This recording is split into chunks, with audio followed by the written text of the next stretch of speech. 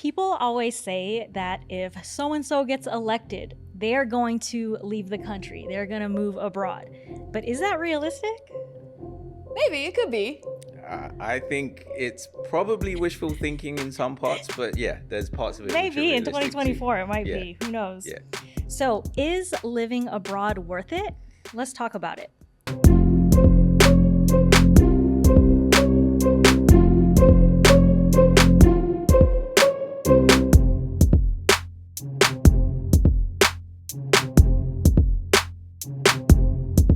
Welcome to Net with Lizzy and Lissa, where we analyze hidden costs and empower you to make your own damn decisions in life.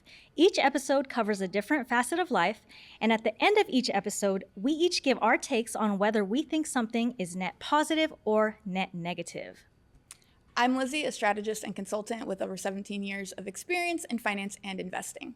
And I'm Lissa, a personal finance expert and accredited financial counselor. We're best friends who talk about money and everything else. And today we have a very special, very handsome first guest on the show. Meet my fiancé, Allan. Welcome, Allan. Thank you Thanks for having being me. here. He is here specifically because he's currently living abroad. And he did that to be with me. So we're going to... All for you, baby girl. All for you. All for me. Just for me. Yep.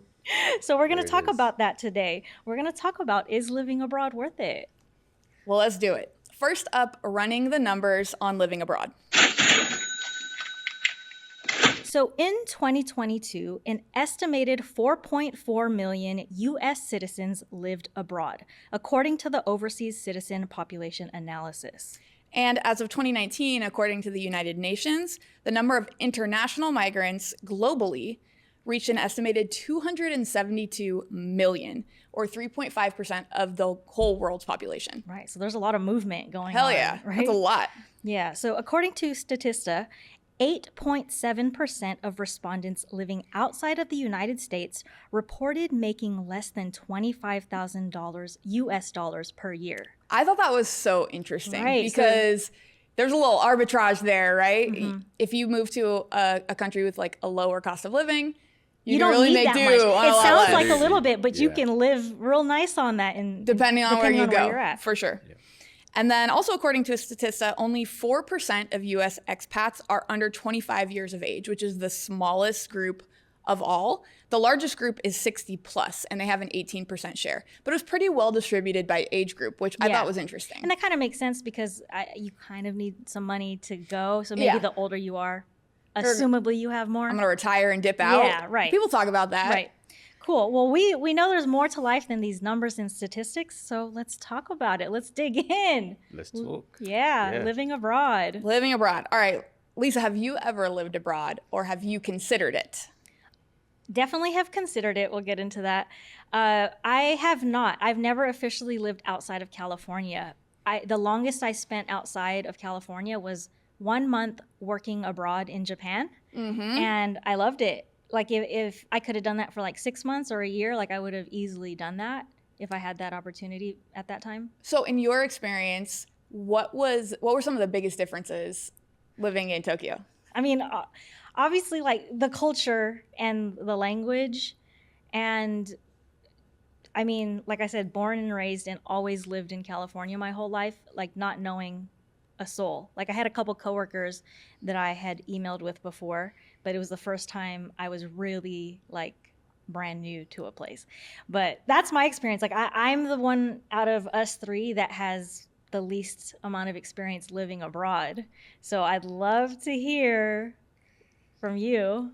Yeah, I mean, from my perspective, the first time I remember living abroad was it was sometime around 2015 when I moved to New York. I was an expat.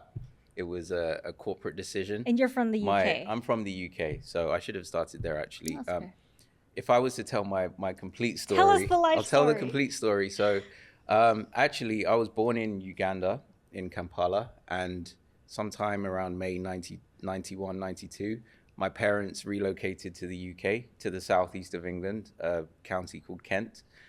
That was my first experience of moving to a new country. Sure. And even though I was young and I wasn't fully comprehending all the changes that were going on, I was still cognizant of the fact that I was different, and my thought processes, my beliefs, my values were different to those around me. So that was my first experience, and obviously very different to moving in adulthood. The second time I moved, I was in my late 20s when I relocated from the UK to New York for the corporate position that I mentioned. Again, my priorities then were different, but I was, as an adult, I was better able to kind of navigate some of those changes than I could do as a child. And my third experience was, as Lisa mentioned at the beginning, so moving here where I'm now based in LA, again from the UK, which was a different challenge for different reasons. Again, mainly because my priorities in life were different, but it was no less of a challenge to overcome some of the hurdles that, you know, you mentioned with regards to the cultural differences and language. Yeah. Even though the words and the language we use are technically the same, there are plenty of instances where I've said things and just, you know, And I'm people look at each other confused. and then usually they look at Lisa and think, wait, she has to know what he means. And then she looks at she's like, nope. You're on your own. So you were born in Uganda, Yes. and then you moved to the UK where you lived for 2 decades, right? Like a Yep. long chunk of your life. So anytime you leave the UK, that's what feels like abroad to you, right? Because Yes. UK feels home. UK feels Right. like So home. then you went to New York for a couple years, went back to the UK, and then as of the last year and a half, 2 years, you've been in Los Angeles. That's So yeah. What were Yeah. some of those challenges? Like, what Yeah. were you navigating, and was it different the first time you moved to New York versus moving here to LA? Yeah, that's a great question. I think for me, the first kind of culture shock I remember experiencing when I moved to New York was simply not. It's more of a navigation thing, right? Like when you're in your home environment. When I'm in London, I have a tube map. I have it memorized in my head. I know that if I get lost, I don't need a phone. I can just Tube find my map way. is like the train. Yeah. Thank you for clarifying Metro that. train, yeah. The London Underground, the metro train or the subway. But I have that in my mind, so it's a bit of an irrational paranoia. But I know if my phone dies, I can make my way Sure. home. And I think in the first few weeks of living in a new place, I'm sure maybe you experienced it in Japan and places that you've lived as well. You have to spend those first few weeks kind of just navigating and getting oriented. In New York, it was slightly easier because for people that don't know, they employ basically like a grid system. So first, second, third street and first, second, third avenue. so more it's that easy made it, to learn. that made Yeah. it easier to learn. LA was slightly different in that respect because I didn't necessarily have that as a reference point. Sure. But what I did have was Lisa, who is a very good driver, and she knows her way around. And she was I remember feeling initially uncomfortable with the level of dependency I had Sure. on Lisa. So that was one thing that it wasn't an immediately obvious struggle for me, but I've always had challenges asking for help. Yeah. And being the person that I am, who's hyper independent, and you know, we were just talking about this recently, that's been a lifelong challenge for me. So I would always just try and figure it out myself. Right. There was one specific instance. I think I was getting my social security card. I looked up the office, and it was 2 miles away from where we live in Mar Vista. And I thought, let me just walk there. I'm sure it will be a nice, pleasant walk, 2 miles. 2 miles I in was LA just thinking, is like 45 minutes. I was LA just 2 thinking miles. of the time, and I Sure. wasn't thinking of But you're used the to a streets. walkable environment. Yeah, Yeah. exactly. But again, it was a different experience. I'm not saying good or bad, just different. It's really interesting you say that, because I think that's something people won't obviously think about is Yeah. just the basic understanding of navigating your environment and how that contributes to that feeling of loss of independence, loss of control or freedom until you get up to speed on that. That's why I thought it was interesting that you said that about the hyper independence, because Liz is very much like that. You guys are alike in that manner. Yep. Like I feel like I am too, but that's why I'd love Facts. to know about your experience living Yeah. abroad. So I lived in Barcelona for a year in college. It was really my first time out of the country, and it's funny. It was kind of an interesting culture shock. Story time. It's story time. Story time. So I had studied Spanish in 7th grade. I had a really good grasp of like reading and writing it, not as experienced speaking it. I'm so nonchalant about like big life changes that I really was not that prepared. And when I went there, a friend of my grandfather, who I'd never met, was supposed to pick me up at the airport. Well, my flight was delayed by like 5 hours. They lost my bags. And when I get there, he's long gone. And this is 2008. So cell phones from the US do not work abroad. And I'm just like, fuck. Okay, what do I do? And so that was my first experience with travel of like figuring shit out. So I went into an internet cafe and bought credits on Skype to call one of my friends to wake up my parents in the middle of the night because I didn't have the address of where I was supposed to go. Oh my gosh. And everything was in Catalan, not Spanish, because it's in Catalonia, a separate region of Spain. So it was just a big shock. It took several days for me to get my bags. And then I think the biggest thing is the program that I was in, we lived in dorms for about 6 weeks. And then you just had to go find your own apartment. And I was only 18 years old. And so this was really the first time I'd ever had to do that, period. And I didn't really want to put a lot of energy into it because I was like, I just want to go have fun. Yeah. So I agreed to move into the first place I went to. I lived with this like 50-year-old Argentine man. I've mentioned this on the pod before in the roommates episode. And it was like, all right, I guess this is what we're doing now. Yeah. What I didn't have is the understanding of like navigating the kind of geography of the city. So I wanted to live on the beach. And I did for the first 5 or 6 months, not realizing because of the way their public transportation is set up, that's actually pretty far removed from everything. So it made it way more challenging to be involved in the group of other students, to get to know people. And eventually I moved into a different place because it just was inconvenient, but I wouldn't have known that. Yeah. For sure.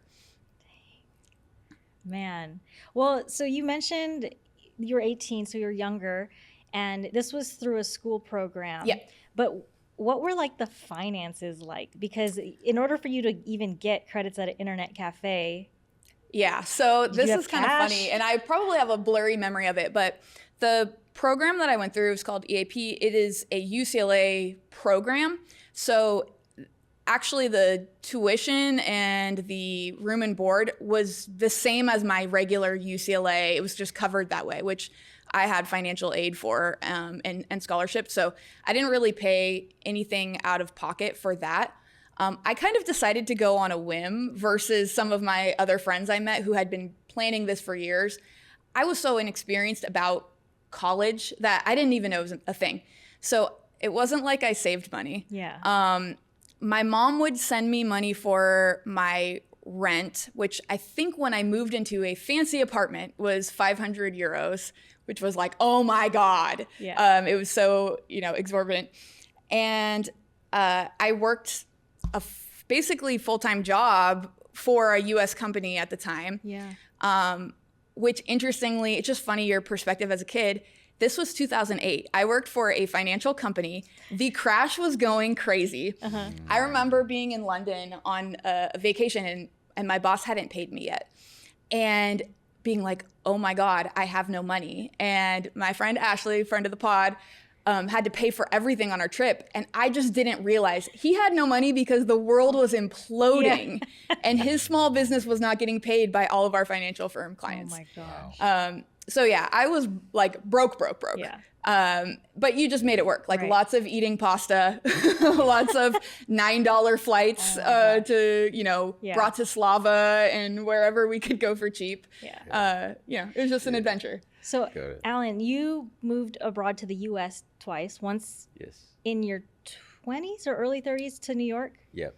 and Yeah. and then more recently, late 30s to Los Angeles. What would you say those experiences were in terms of like preparation, saving, or finances? You came for work. Yeah. So it's interesting. So terminology thing. I noticed when you were introducing the pod, you mentioned some statistics and used migrants as the reference. And I was thinking about this at the time I moved. am I a migrant? Am I an expat? Am I this, that, or the An other? alien, Because like an US likes alien, to call people aliens. because to answer your first question about preparation, the first thing is filling out all the forms and getting the visas processed and explaining to the authorities your reason for moving to the new location. So all of that forced me into a place where I had to really kind of seriously understand how I need to describe myself, my story, my journey. And that was something I never really had to do. When you live and stay in your own environment, you're just accepted as an ordinary citizen. So that was the first piece of just kind of learning that I had to navigate. But following that, I was pretty casual and pretty relaxed about my first move to New York because I had been on a couple of work trips there previously. And I had a sense of what the culture was like. There's a lot of similarities between New York and London in terms of the some of the subcultures. There's a strong Afro-Caribbean community in London that influenced me. There's also a strong sort of African-American and Latino community in New York. Similar food, similar music, things that made it feel like the transition wasn't too big.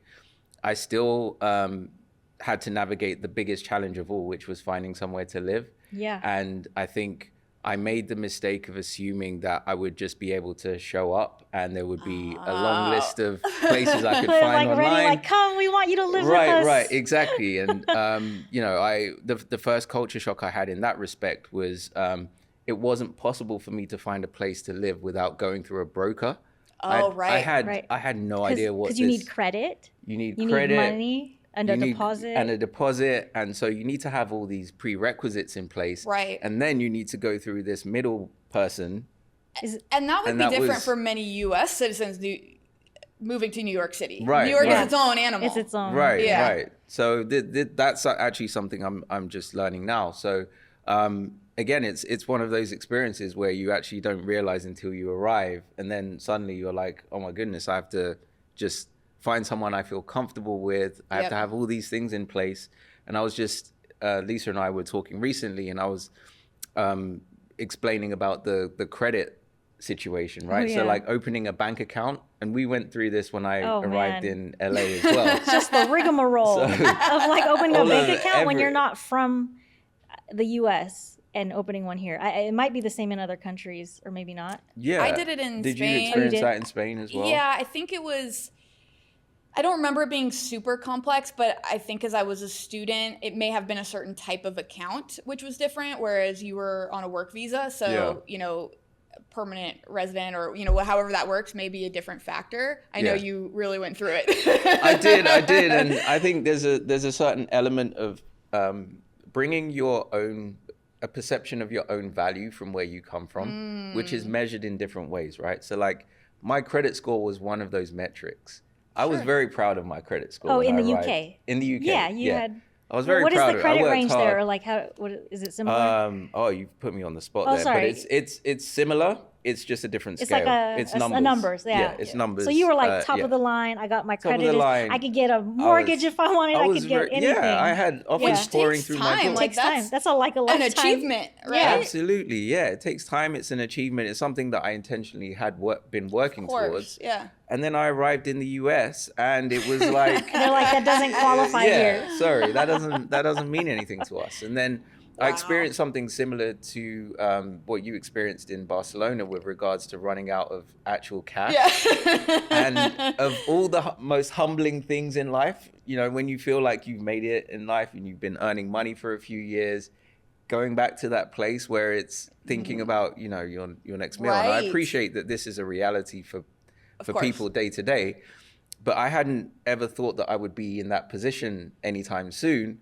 And just not having access to that because of the challenges was multinational bank accounts. Right, exactly. Okay. Yeah. So picking up the phone to my parents and saying, "Hey, mom, hey, dad, I need some money," at the age of 29 was, on a wire transfer or something. Right. It was. Of course, they were happy to help, but internally, I felt somewhat. I was just in a place of difficulty reconciling with that. I'm glad you brought that up, because So there's like what was this statistic? Like globally, it's like 3.5% of people are Yeah. living abroad, so moving to different countries. And there's so many different reasons people move, right? For work, for school, for an experience. Yep. I worked abroad as well for like a month.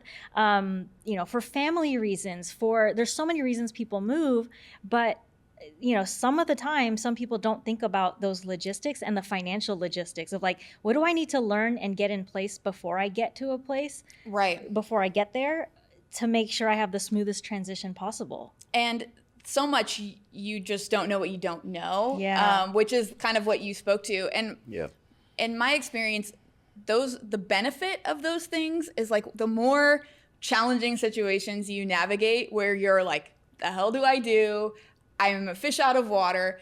The more your tolerance for that develops, your grit develops. That's to resilience. Where resilience. It takes a lot less to phase you. And then, your willingness to go out of that comfort zone the next time certainly grows. Has that been your experience? Absolutely. I think there's an element of, I don't know how to describe it, but for me, I needed a change of environment. I was stagnating where I was. I felt like for most of my 20s, I was in a situation where I was in a long-term relationship. I'd just come out of that relationship and I was looking for a new challenge, a new place where people didn't know who I was. They didn't know my background. There were no preconceptions. And this felt like it was a clean slate. Right. So major upside, major benefit of living abroad. Reinvent yourself. Yeah. No one knows you. Start fresh. Right. You change your name and everything. Did you change your name? I thought about it. The way it was pronounced a few times, I thought I did. But yeah, no. It was... So I want to ask, because we touched on these logistics, and I got to experience firsthand while you guys were figuring out what you were going to do while you were in a long distance relationship. And I remember Lisa's list of all of the factors in your life that would have to change and be uprooted if you moved to London instead. It was extensive. So talk to me about some of those like factors and who moved where and what you have to uproot, because I think most people don't consider all of those things. Yep. Well, I considered, and this is still a consideration, right? We haven't, we're like, life is life. We haven't committed to living in Los Angeles for the next 40 years. Like, we don't know what's going to happen. We're always in conversation about it. Allan clearly ended up moving here first. He was able to come on a visa through his job. We're getting married next year. It's all good. When we were deciding who was going to move abroad and live where, the biggest thing for me was family, because all of my family lives in California and I've always lived in California. But like, when you think about it, it's the same on Allan's side. So it's like one of us is going to have to make that sacrifice. Which is a big sacrifice. Right. And so that was a big one. On the job side, lucky for me, when we were making that decision, I was already like in plans to leave my job and be self-employed. So I think I actually had more flexibility to make the move. That's not how it panned out, but I don't know. What did you have in mind? What was important to you? Yeah, I mean, a lot of similar things. So family was a big one. I think just as you get older and, you spend more time away from your family, that becomes something that, at least from my perspective, I was thinking of as important to maintain that contact. But I had a few more practical reasons, which, surprise, surprise, was, top of mind for me. So I was thinking about things like I could do the same work that I'm doing in the UK and earn 1.5 times the salary, like even because as of the high as 2 exchange times, rate. because of the exchange rate. But 1.5 times the living expenses. But 1.5 times the living expenses, exactly. And it was also timing, because this was sort of during the pandemic where we were thinking about the next step. And at that time, it felt like just being in the position where I had actually moved back home to live with my family, and I was working towards buying a property in the UK. When I reflected on our two situations, with Lisa already kind of being settled in the US, we spoke about it a few times, weighed up some of the pros and cons. Yeah. And it felt like, from my perspective, with Lisa already having that set in the US, me moving here would be less of a significant shift. Right. In the short term, right? But longer term, there are other things to bear in mind. Logistically, I was like, so part of that list I was telling you was, I own my home and I live in it, and I have tenants. I had people living with me. So figuring out the house situation, all the furniture, all the things all the items I owned, because Allan had already moved back with his family, and his stuff was already packed in storage and things like that. So I guess from that logistical level. And you have dogs. Oh shoot! You were going through. You were going through the boys. A lot of health issues. Your doctors were here. How did I forget about Rocco and Miles? This is what I remember. Which it's the first time we had today, this. by the way. Oh yeah. Well, you're gonna see out. this episode later on, but we're recording this on Rocco and Miles' birthday, and that was a big thing for me. I was like, how am I gonna move abroad? Like, how does the dog thing work? Because I'm not putting them in a cage for, do I just bring them on the plane with me? Like, it's the very tiny, small logistics. Well, I remember us having this conversation and you rattling off like, all of my beauty treatments are here. All of my doctors are Which here. I can your replace. Acupuncturist, your vet, like. Which absolutely you can replace. But you had a long list. A longer list than Allan. A longer list. Allan had like his barber. Your barber, which is valid. Very valid. Very valid. Yeah. But I remember that striking me of like, those things wouldn't have even crossed my mind as a factor. And I was like, wow, that really is a factor. That is a lot of like little things to uproot. And now obviously you've experienced this. Yeah.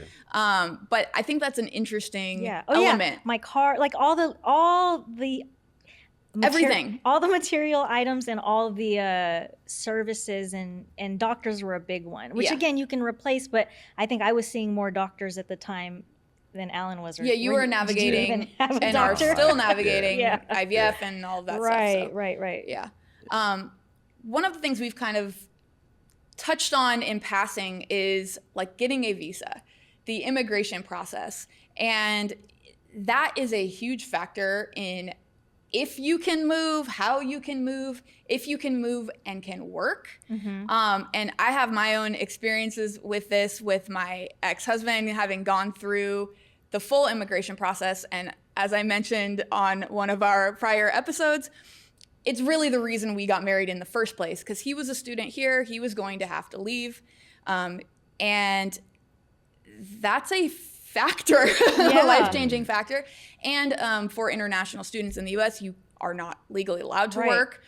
Well, sorry to no, go ahead. It just made me think. Like I've mentored students at like UCLA and USC, some of who are here on a student visa, and like come their senior year, it is so stressful to have to think about, I want to stay here. I've built a life here. I have friends here. But in order to stay here, I need a job. Otherwise, I'm getting sent off. Yeah.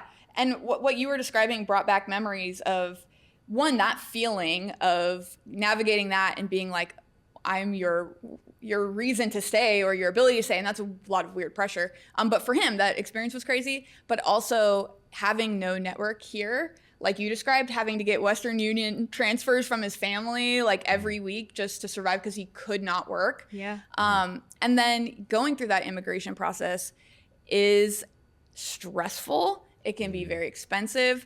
Just the filings themselves are fairly expensive. We did it without an attorney because that's how I do things. And it was actually fine, but it's a lot. Yeah. It is a big factor. And that's just the situation here. Well, every country has its own. Every country has their own rules, but like here in the U.S., it's a big thing of like, we think about that all the time. Like if something were to happen to your job, hopefully not, knock on wood, like you'd get deported, right? Like the risk. What a risk. Yeah, right? What a huge risk to live abroad is just like if something changes that's out of your control, you have to uproot and go back to where you came from, essentially. Wild. Yeah. So are there any other like meaningful emotional or mental health type of costs or benefits that you've experienced? I think one which kind of sometimes gets overlooked is, and it's not necessarily obvious, is the concept of your identity. So I remember the first time I arrived on American soil to kind of live. That makes it sound like I was Explore, plant the flag. Right, plant the flag, exactly. No, when I first arrived in the US and started to interact with people in terms of trying to build my network and have conversations with people, I would often get asked where I'm from, right? And everybody knows that that can sometimes be a loaded question, or it feels like a loaded question. But being asked where I'm from in the UK was a fairly easy answer compared to that question here in the US. Interesting. And it was my first experience of some of the intersectionality and cultural challenges and sensitivities that a lot of Americans experience, which I'd only ever seen on TV, but I'd never been amongst. Sure. So I was casually rattling off the fact that I was, depending on who I spoke to, but I would sometimes say I'm British, or I would sometimes say I'm Ugandan with a lot of certainty. And I would speak about it quite often, and then I would repeat the question as a courtesy to someone. But then it became slightly awkward because it's, people would say, yeah, I'm American, and it wasn't the same for everybody. But I would probe. I did that thing. You know what thing I'm talking about, right? Yeah. Know where you're really from. Right. Like, yeah. I think it's okay when you ask it. I don't think it. Yeah. I get asked by white people, and I'm like, no, I'm from Salinas, California. But that's I don't know that that's uniquely American, but maybe it is a very American thing to be, we are all American. Yeah. And that's the identity many people claim beyond their kind of ethnicity. Yeah. Absolutely. Interesting. Yeah. No, it's humbling, because I think this plays into the point that you were making about I actually think some of the benefits of moving, it increases your awareness of some of those differences. I had this preconception of, I speak about the Black American community in particular, because that was a particular group that I gravitated towards. Sure. But I had this preconception that they were in a monolith, and everybody kind of was okay with identifying as African American and believed in the story of, what happened to their ancestors. And I walked into the room very clear in my mind that this was something that everybody shared, and it wasn't. It was a different experience depending on who you spoke to. Sure. Beyond just skin color, but nationality, ethnicity, all of these factors started to play into this dynamic. So again, it made me reflect on my own identity and sort of look deeper into that and understand that actually there's different layers to this. To me, that was a good thing. Sure. But someone else in that situation may have found it different. So. Yeah, and I mean, that goes to show like how open you are to and curious about people and like learning new information, because it could have been a little humbling and you've learned something like from it, but best believe that there are people like looking at like a Black British person and also thinking you're the same as every other Black British person, which is unfair, but it happens, like, because especially when people don't travel much or they're not like introduced to many cultures, it's hard to know what you don't know about other people. And the intersection of race and gender and nationality and cultural identity, and how those are so complex, right? And, being Black in the US is not necessarily the same as being Black in the UK. And even within those, there's so many different experiences that I think it's really powerful, your point of you have to define that for yourself and can't make those assumptions about anyone. Yep, agreed. So there was this interesting thing that I was talking about to I was in this externship towards my CFP, like certified financial planning. And they would have these different financial planners, financial advisors come speak to us, and we could ask them questions. And there were so many questions that came up about how do you do financial planning for people who want to live abroad, move abroad, or even couples where the two they're citizens of different nations. Right. And there is no field. There's like a growing or a field kind of emerging called cross-border planning, so financial planning, because when you think about it, right, like let's say you're from the United States and you've lived here for 10 years, you've lived here and worked here 10 years post-college. You're contributing to a 401k, you're contributing to Social Security. In order to qualify for Social Security, when you hit your 60s, you have to work a certain number of quarters Sure. Right? To qualify. So there's these strategic elements of like, you know, if you've only worked here for 8 years, like a financial planner might say, well, if you want to be considered for Social Security later, you might want to stick around and work a little Right. longer and wait to move till later. So there's so many nuances to how to plan your financial future when it comes to, oh, I just want to be a nomad and like live here and there. Where are you paying taxes? Taxes are a big one. Are you paying taxes? Yes. How many exact days are you spending abroad versus in the here? US? The tracking, the organization of the management of it all it gets to be like very time consuming. But the problem is most people don't actually do it because they don't know, which is not anyone's fault. It's just there's not enough resources to learn. It's complex. But then you're hit with these like big problems later because you didn't track how many days you lived in one place versus the other, and you didn't track your tax situation. Right. And this may be obvious, but I think some people travel to other countries or jokingly or maybe seriously talk about moving to another country without the full acknowledgement that this is a totally different system with different laws, different customs. I think people take that lightly sometimes. Even traveling and, you know, kind of you get drunk, you party, you go wild, and it's like, bruh, the legal system here is a little different than the US, you know? I think that's an important acknowledgement, just the difference and the healthy respect for the way another country operates. Right.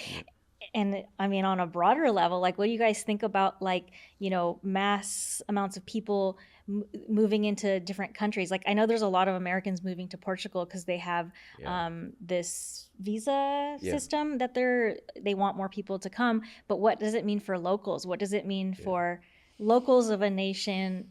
And this is a very loaded topic, obviously, for the U.S. It's a lot. I know, it's very loaded, but, you know, if 4% of the globe is moving to other countries, that's going to just increase as time goes on.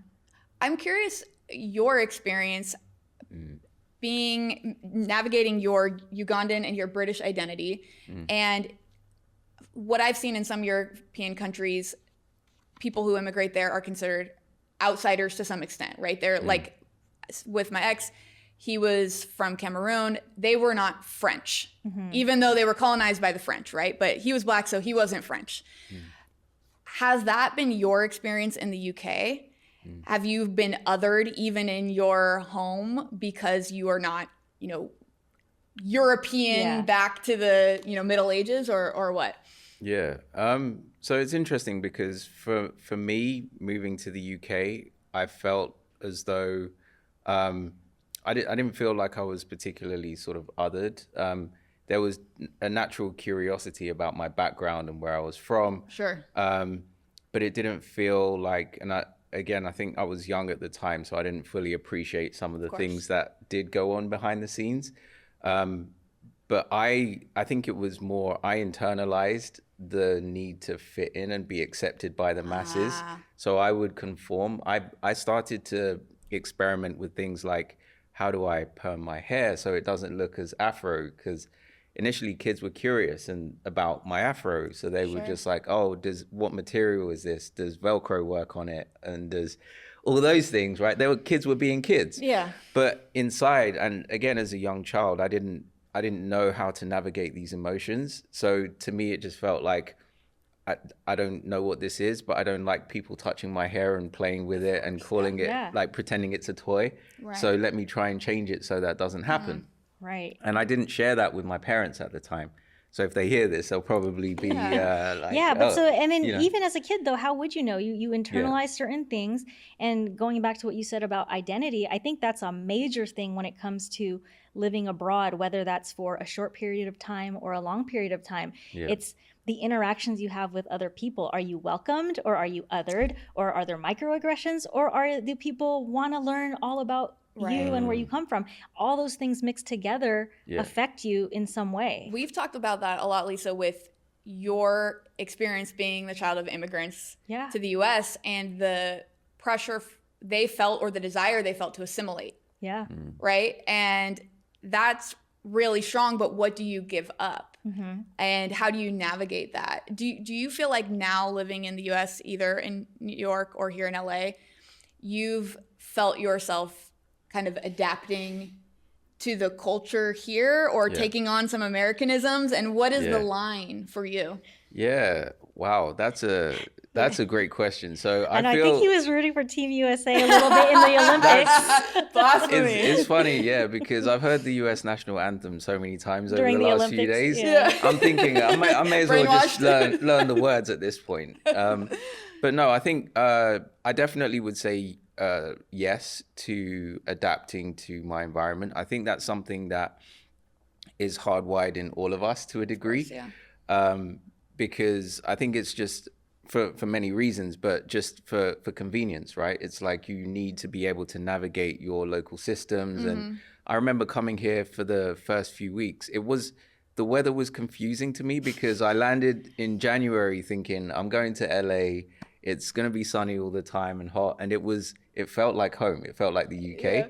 Yeah. So I would wear a jacket places. And when I would go to a restaurant or a bar, I was looking for the coat check to give someone my jacket, and nowhere had a coat check. We don't have coats here, all right? Yeah, so we don't need coats. so eventually, I just actually, it sounds like a basic thing, but over time, my body became used to the fluctuations in temperature and just little things like that. So that was more on a subconscious level, but on a conscious level, I think it was things like, for example, I used to become reliant on walking everywhere.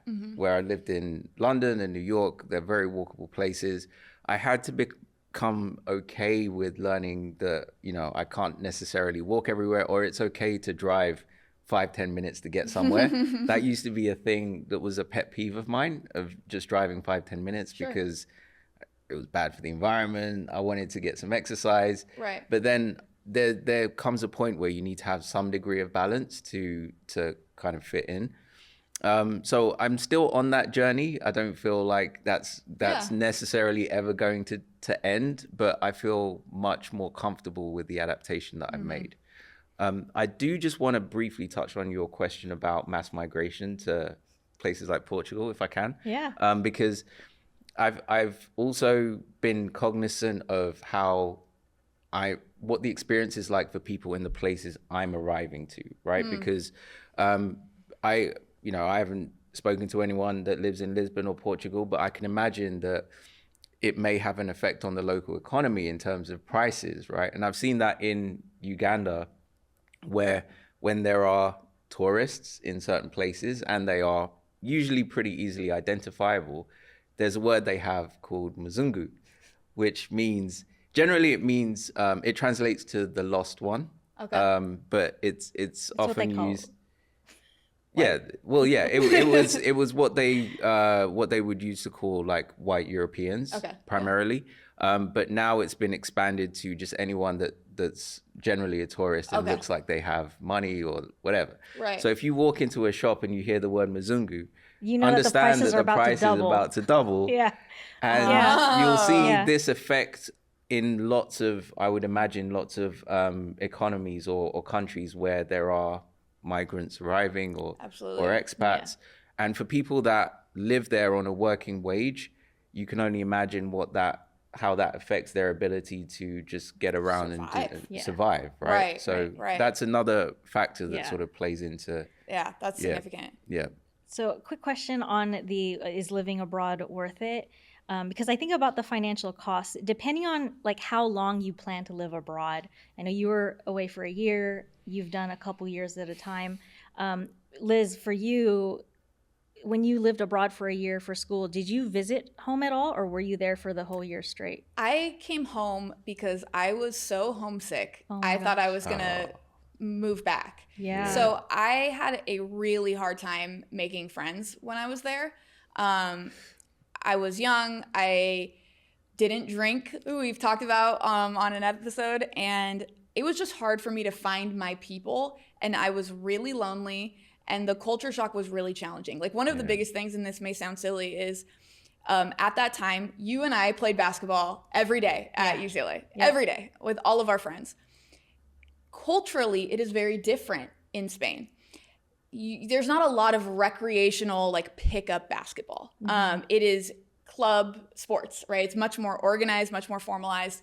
And just having that, my favorite thing to do in the world, as well as daily exercise and the endorphins and everything that come with that, missing that was significant. And ultimately, I played with like a club for a little while. It wasn't my thing. And I eventually literally I had to go to the hood and play with all the immigrants. All my friends were like the Dominicans and Ecuadorians and stuff, because like Spanish people in the center of the city, there was no pickup basketball at all at this time. So you came home. I came home once? in December. I got there in August. I came home in December for Christmas. And when I came home, I wasn't sure if I was going back. And then I ended up during that trip deciding I was going to move in with some other friends that I had just kind of met right before I came home. Move to a more central location, move in with some other Americans so that I would have some of that like social system. And it ended up being an amazing experience, kind of the second half of it. Yeah. But it was challenging. Yeah. So, Allan, when you lived in New York, that was about 2 years, 2.5 years? Yep, 2.5 years. How many times did you go back and forth between the UK and New York to like visit family and friends? Oh my goodness, a lot. But more so in the beginning. So I remember going back home after a month, and I think I made an excuse of just picking up the rest of my belongings. I didn't want to admit to anyone that I was having a hard time. Homesick, yeah. But yeah, when I first arrived in New York, I didn't land in Manhattan in Midtown. I was like a lot of expat companies. I was stationed out in Jersey. They gave me an apartment, which was nice. It was. I felt very privileged to have that, but I felt like I was in the middle of nowhere, and I didn't have people I could sort of speak to. Yeah, so you went back home for a month into being there. Yes. And then you went back and forth pretty frequently, because that adds up, flights. Well, yeah, I think for me it was on the point of homesickness.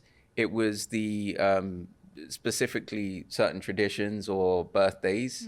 So friends having birthdays. And you don't want to miss it. That, FOMO. that really FOMO, hit big hard. cost. Yeah. And then Major cost of seeing living all abroad. the posts online of the group of friends that I was connected to Yeah. That's having that fun. FOMO. You were not able to play basketball I with have us. a funny story about this. Yeah. So my younger brother, who I'm extremely close to, was in middle school, I think, at the time, which is like a challenging age. He and I were so close. And I almost considered like not going because I didn't want to not be there for him. And at the time, my stepdad and I coached his AAU basketball team. And this was like one of the highlights of my whole life, was coaching with him. It was so fun. And I was always like reeling him in because he'd get like so mad and yell at the refs. And the very next game after I left, he got ejected. Oh my gosh! So you're like, because I wasn't there. I wasn't there to help my little I wasn't brother. there to help him. Yeah. Reel him in. But that experience of, this is going to be amazing for me personally, but there's a big opportunity cost. You're sacrificing that time, that feeling of guilt or just FOMO of not being there for your people is real. Yeah. I mean, and then this move, that living abroad, being in Los Angeles, I feel like we're averaging about 1 to 2 trips to the UK per year, which is great. But one, you're going to still miss things. You can't, that's not going to cover all of your friends and family's birthdays and stuff.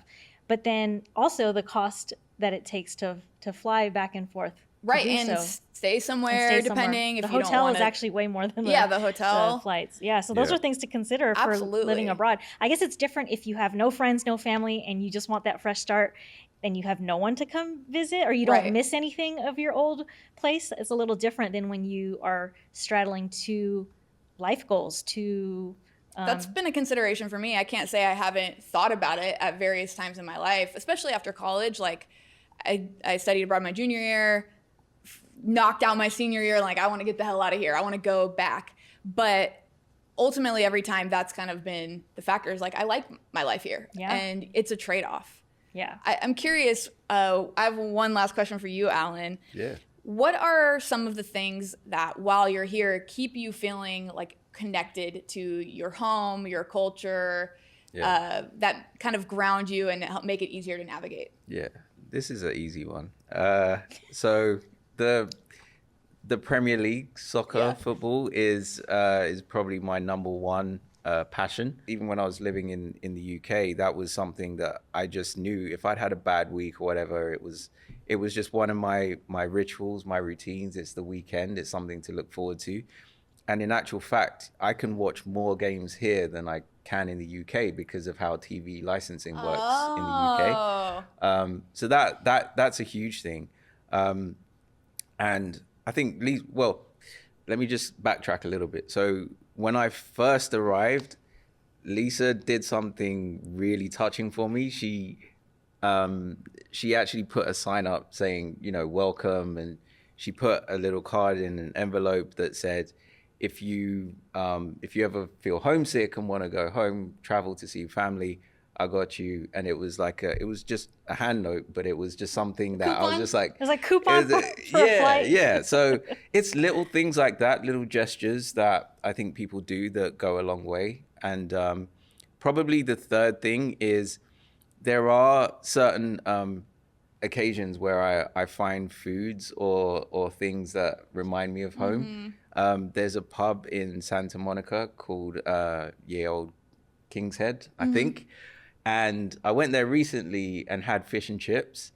And I didn't think I would find fish and chips in LA that was comparable to fish and chips back home. But once I had that, I was thinking it just felt very grounding. Yeah. All right, we got to go there. Yeah. So those are probably the three things: food, sports and hobbies, and just people around you that are kind and sensitive. And it's funny you say the food thing. I remember in Spain, most of the students I was with, we were all like SoCal kids. The lack of Mexican food, bruh. Yes. That was a challenge, especially growing up in a Mexican household, and that was what we ate every day. Yeah. And there was no semblance of it there at that time. It was rough. I had just on that point about Mexican food, when I came to visit Lisa in the US, this was back in 2018, I think, before I relocated to the UK. I realized I'd been living a lie about Mexican food. I tried food here, and apparently this is not even the best Mexican food. This is not super authentic, but depends. It was the specific place he's talking about was like a fresh Mex, got it, like bougie restaurant. Mex. Yeah, bougie Mexican. Yeah. Right, bougie Mexican. And that was way better than any Mexican food you've ever had. I remember trying it, and it just completely changed my perception of Mexican food. And then I realized again, it was just like, this is one of those other aspects of traveling. You realize that the same dish or food or cuisine is completely different. The authenticity. The authenticity, exactly. I love that. Cool. Now you know. Yeah. All right. 20 cents. 20 cents is the segment of the show where both Lizzy and myself, Lissa, each get 60 seconds to give our 2 cents on today's topic, whether it's a net positive or a net negative. Where does 20 cents come from?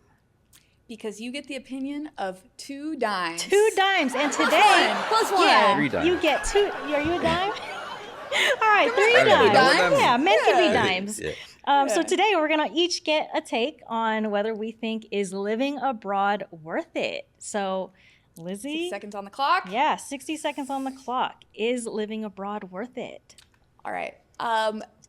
For me, living abroad was one of the most foundational experiences of my life in terms of learning how to navigate the world independently, learning how to navigate whatever weird challenge came up, and gaining an appreciation for other cultures and for travel. And that really set the stage for my life ever since.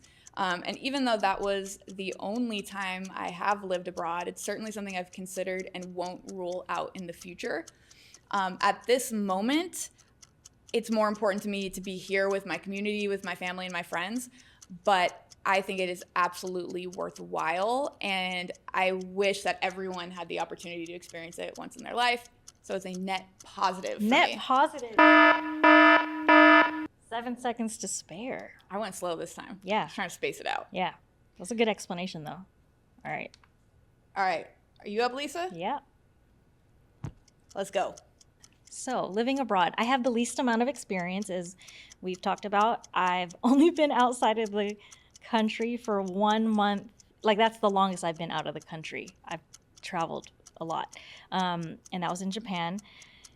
I like the idea, right? Like, we have a very global, like, family, me and Allan, Uganda, Philippines, UK, California, but that's not even considering our friends who are all over the place. So I do like the idea of like embracing other cultures and being in other places and not thinking that, California is my be all end all, even though it is a really amazing place. Oh, yeah. So for future proofing and for the same reasons that Liz said, even though it's not in the near future right now, it's definitely a net positive for me. I do think I see us living abroad relative to what that means to me. I made it. You made it. I made it. Yeah, I made it so net positive. 2 net positives so far. All right.